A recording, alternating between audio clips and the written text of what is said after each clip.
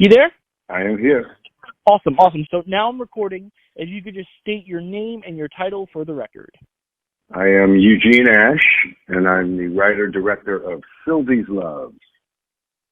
First and foremost, I have to say, such a beautiful film, such a great love story. It's not so much about two people who love each other, but the importance of loving yourself.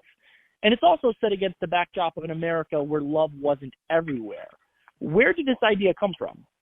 It was really kind of first born out of, looking at old family photographs from that period and just really kind of feeling like I wasn't seeing the same representation of Black life that I saw in my family photos on screen and in the movies. Generally speaking, when we see movies set in the 60s, it's framed through the civil rights movement or some adversity that Black people are feeling. So I wanted to set a love story during that time and tell a story that focused on our humanity. And it comes across very well. And one thing that I actually really admired about the film is that even though it takes place during the civil rights movement, race is never an issue. Even when it is briefly brought up, it doesn't really matter to the main story.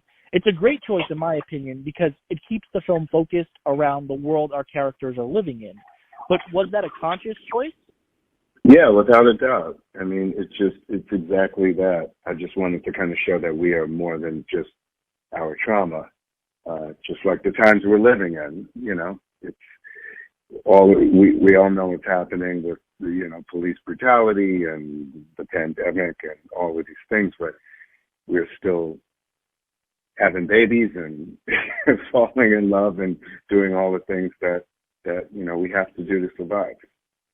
Very well said. Now, music plays a really big role here.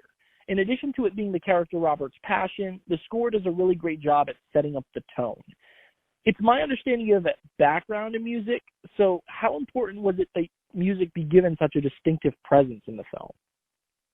Well, it talks a little bit about just in my own experience of kind of being a recording artist in the 90s, and I was a live R&B recording artist on Sony, and just kind of as hip hop started coming more into fashion and became more the popular music of young Black folks, traditional R&B started kind of going out of vogue. So I wanted to investigate the idea of kind of societally when there's a shift in a type of music that a group of people listen to, which I thought was interesting because I'd seen it happen in the past several other times. In this case, it happens with jazz and when kind of Motown and pop music starts to come into fashion. And then also, just use the way that we use music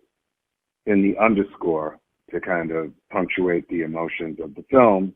We didn't use we used a 55-piece orchestra with strings and woodwinds and piccolos, and it was just really important for me to have the music be just as authentic to the period as the way that the film looked.